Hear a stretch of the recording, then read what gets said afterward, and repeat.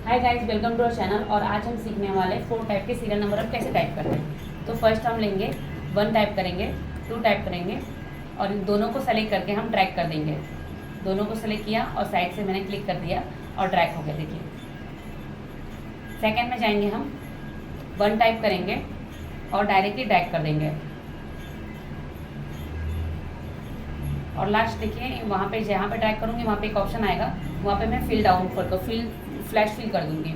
उसके बाद मैं सेकंड में थर्ड में जाऊँगी और मुझे कंट्रोल होल्ड करके प्रेस करना है। कंट्रोल को होल्ड करूँगी और डायरेक्टली ड्रैग कर दूँगी। देखिए यहाँ पे भी आ गया। चौथे में मुझे जाना है 1 क्लिक करना है, साइड में क्लिक करके फिल पे जाना है।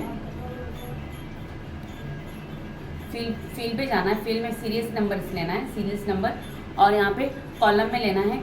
कॉलम में डाल के मुझे 16 तक क्लिक करना है और ये देखिए ये भी हो गया।